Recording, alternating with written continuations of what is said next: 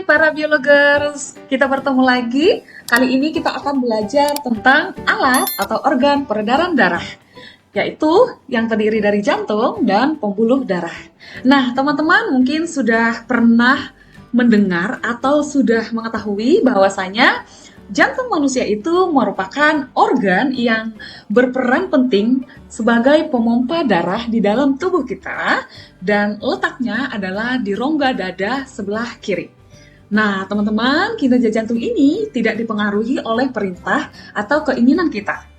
Dalam kata lain, kita tidak bisa mengendalikan kinerja dari jantung.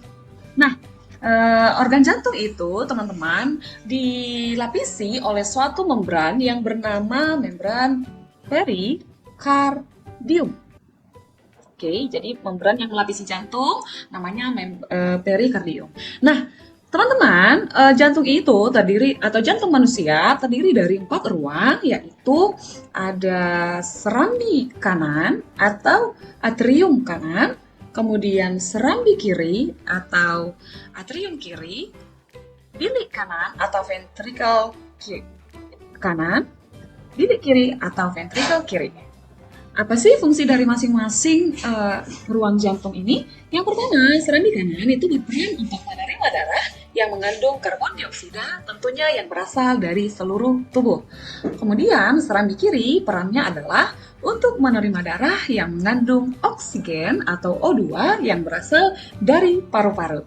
Nah, kalau bilik kanan fungsinya apa? Yaitu sebagai bagian atau ruang jantung yang memompa darah yang mengandung karbon dioksida ke paru-paru atau menuju paru-paru. Yang keempat adalah bilik kiri yang berperan sebagai memompa darah yang mengandung oksigen ke seluruh tubuh kita. Nah, teman-teman, bagian-bagian dalam jantung itu bisa kita lihat di sini. Selain 4 ruang jantung tadi, ada beberapa bagian lainnya yang terhubung ke jantung, yaitu tadi ada atrium kanan, ada atrium kiri, ada ventricle kanan atau bilik kanan, ada ventricle kiri. Nah, selain serambi kanan, serambi kiri, bilik kanan, bilik kiri, jantung juga mempunyai yang namanya katup. Ya, mempunyai katup. Ada 4 katup di dalam ruang jantung. Yang pertama, katup yang terletak di antara atrium kanan dengan ventricle kanan yang disebut dengan katup tricuspidalis. Ya, ini katup tricuspidalis. Kemudian ada katup yang terletak di antara atrium kiri dengan bilik kiri disebut dengan katup mitral atau katup bicuspidalis. Yang ini ya, teman-teman. Kemudian ada katup yang terletak di antara ventricle kanan dengan arteri pulmonalis disebut dengan katup pulmonalis. Yang ini ya, teman-teman. Kemudian katup keempat adalah katup aorta, ya. Katup aorta yaitu katup yang terletak di antara ventricle kiri dengan aorta. Nah, mungkin teman-teman bertanya, fungsi katup pada jantung itu apa sih? Atau kenapa harus ada katup di dalam jantung? Nah, yang pertama, katup jantung fungsinya yang pertama adalah untuk mengatur aliran darah. Mengatur aliran darah. Mengatur aliran darah artinya katup ini memastikan darah mengalir ke satu arah yang tepat di dalam jantung dan ke seluruh tubuh kita. Nah, yang kedua, fungsi dari katup ini adalah untuk mencegah aliran balik. Mencegah aliran balik. Maksudnya apa? Mencegah aliran balik artinya ketika katup menutup, katup akan mencegah darah mengalir ke ruangan yang salah. Misalnya, darah sudah sampai di ventricle kanan, maka supaya darah itu tidak kembali lagi ke ruangan sebelumnya atau ke atrium. Seperti itu, teman-teman. Jadi dia mencegah aliran balik. Nah, yang berikutnya fungsi dari katup ini juga adalah menghasilkan denyut jantung.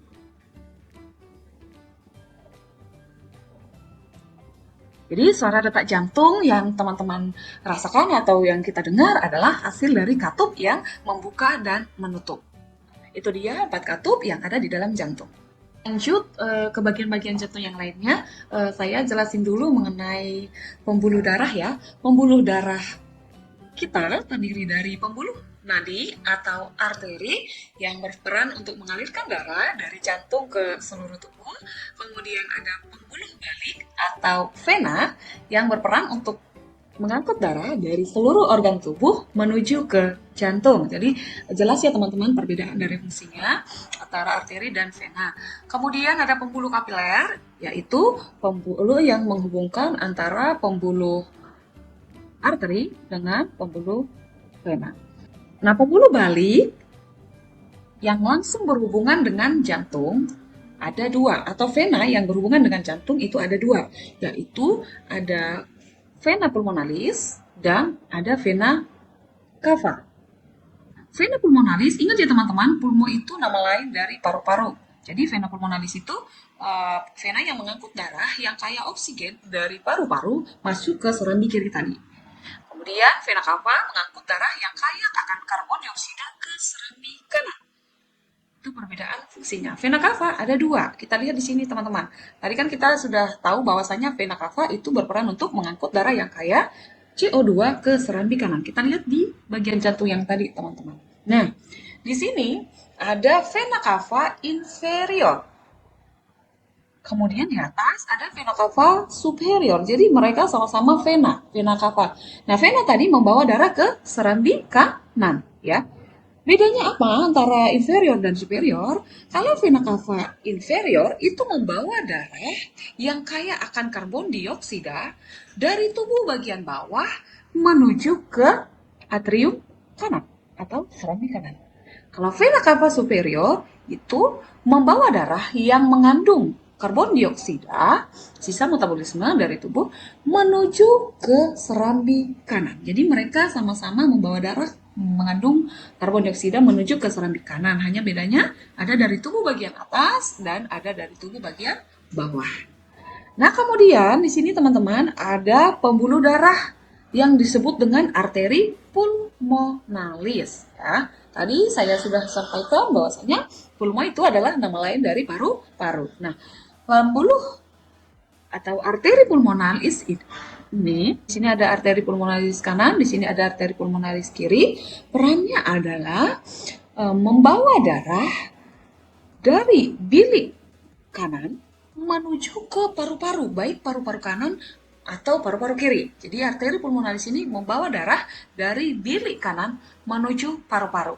Kemudian, teman-teman di sini ada vena pulmonalis. Karena ada kata pulmo, berarti masih berhubungan dengan paru-paru. Ada vena pulmonalis kiri, ada vena pulmonalis kanan.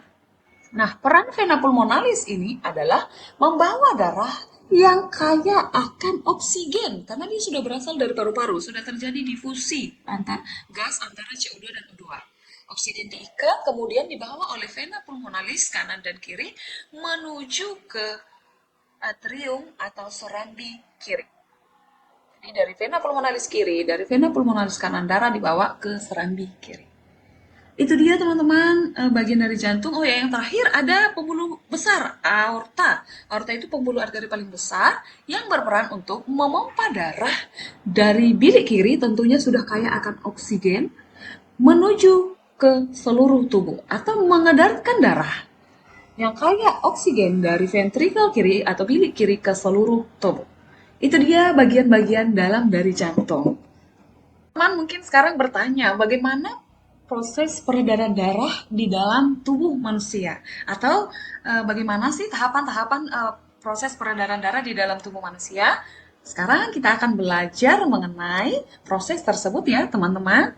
Oke, nanti kalau videonya kecepatan, penjelasannya kecepatan, teman-teman boleh mengatur kecepatannya ya. Oke. Proses peredaran darah pada tubuh manusia dimulai dari ketika darah yang kaya akan karbon dioksida dari seluruh tubuh, ya, dari seluruh tubuh akan masuk nanti ke serambi kanan. Ya. Darah dari tubuh bagian bawah yang mengandung karbon dioksida akan masuk ke serambi kanan melalui vena cava inferior. darah yang mengandung karbon dioksida dari tubuh bagian atas akan masuk ke dalam serambi kanan juga melalui vena cava superior. Berarti sekarang darah sudah ada di serambi kanan, teman-teman.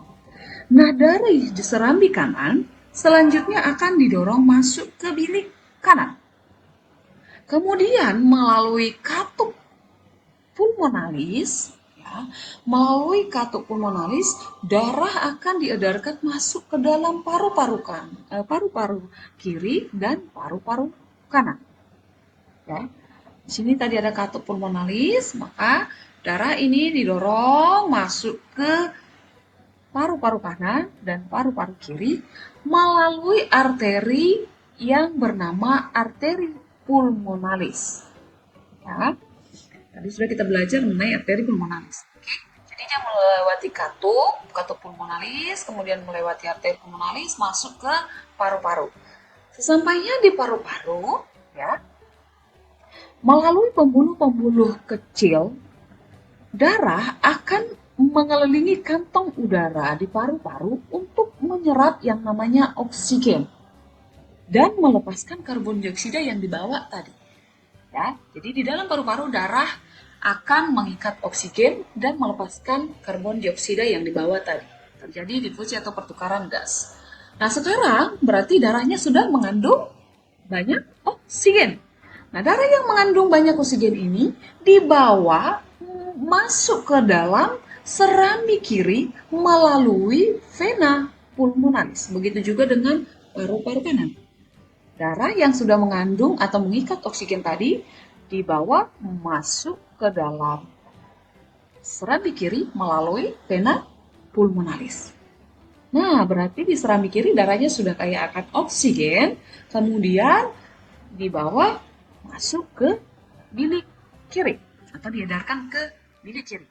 Dari bilik kiri, darah yang kaya akan oksigen diedarkan ke seluruh tubuh melalui pembuluh arteri besar yang disebut dengan aorta. Nah, berarti sekarang oksigen sudah diedarkan ke seluruh tubuh, kemudian terjadi lagi siklus. Nah, ini kan siklus peredaran darah.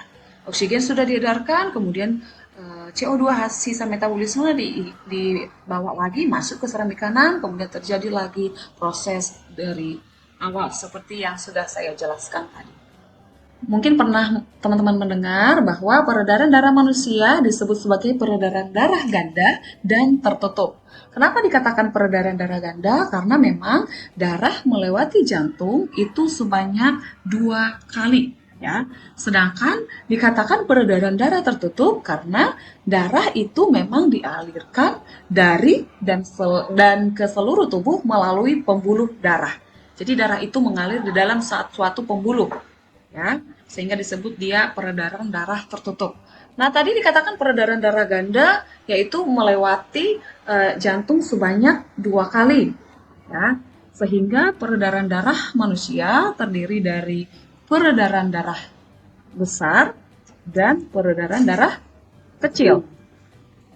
Peredaran darah besar itu adalah peredaran darah ketika dia diedarkan ke seluruh tubuh. Jadi, atau bisa disingkat dengan jantung, kemudian seluruh tubuh, kemudian kembali ke jantung. Jadi, kalau dia sudah ke seluruh tubuh, berarti itu merupakan peredaran darah besar. Yang mana jantung seluruh tubuh jantung, kalau kita lihat satu persatu tadi, ketika darah ada di bilik kiri ini, ketika darah sudah ada di bilik kiri, kemudian dia akan diedarkan ke seluruh tubuh melalui pembuluh arteri paling besar yang disebut dengan aorta. Kemudian dari tubuh diambil lagi karbon dioksida, sisa metabolisme, diedarkan lagi ke jantung, bagian serambi kanan. Jadi jantung, seluruh tubuh, kemudian masuk lagi ke jantung. Itu dia peredaran darah besar ya teman-teman. Kalau peredaran darah kecil berarti jantung, paru-paru, jantung. Yang mana itu? Yaitu tadi darah dari bilik kanan masuk ke paru-paru, kemudian masuk ke jantung yaitu serambi kanan. Saya ulangi, dari bilik kanan masuk ke paru-paru, dari paru-paru masuk ke serambi kanan jantung. Disingkat dengan jantung, paru-paru, kemudian jantung. Oke, jantung, paru-paru, jantung. Kalau tadi peredaran darah besar yaitu jantung, kemudian ke seluruh tubuh, kemudian dari seluruh tubuh masuk lagi ke jantung. Seperti itu ya teman-teman. Nah itu dia alat-alat peredaran darah pada manusia sampai di proses peredaran darah tersebut di dalam tubuh kita. Semoga teman-teman paham dan semoga videonya bermanfaat. Sampai jumpa di video berikutnya. Terima kasih.